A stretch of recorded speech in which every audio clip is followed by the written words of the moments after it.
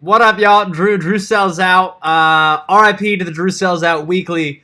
This is the Drew sells out bi-quarterly.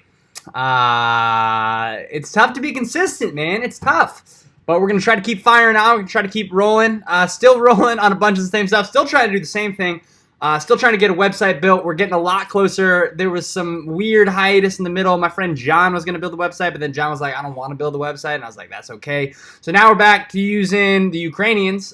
So there's this Ukrainian girl named Yulia, and she's super nice and awesome.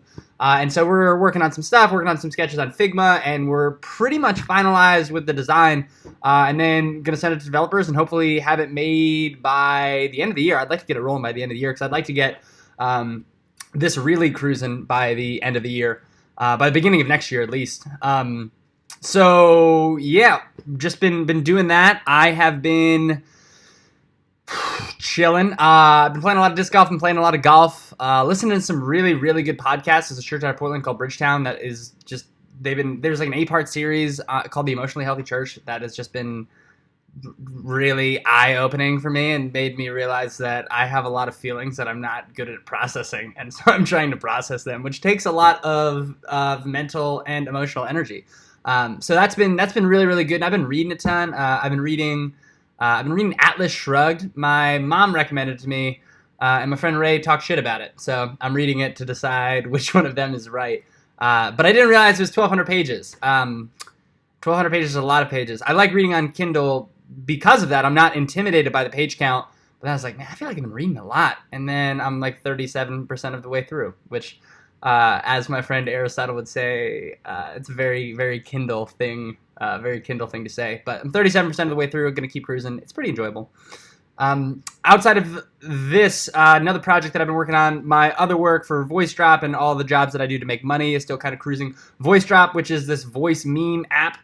Basically, we send voice memes to people. It's really goofy, but we're kind of launching our feed, so it's been really busy for them. We've been like uploading a bunch of sounds. We're working with some random comedians from New York, and that was my job. I was just trying to get in touch with comedians. It was really goofy. My life's just continually quite goofy. And so we were launching the feed, and so that's been taking up a lot of work, trying to get people to use the app and realize all the different things that the app can do.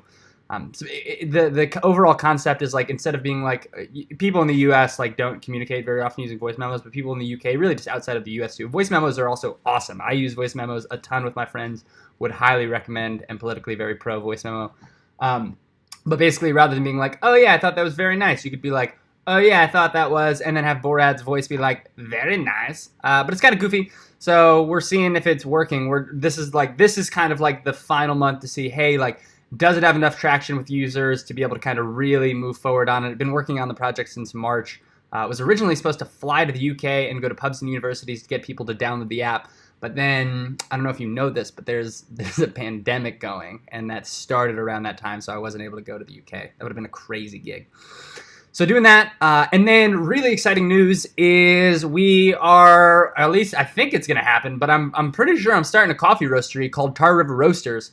I have a bunch of friends in Denver who own this roastery called Queen City Coffee, which is the best coffee roaster, best new coffee and roaster in Denver 3 years ago. And they're willing to help me get this coffee roastery off the ground in Rocky Mount. My friend Austin, who I was building the house with in Lynchburg, where I am currently. I don't know if there's enough facts on the internet for people to be able to connect these stories, but I was building a house in Lynchburg.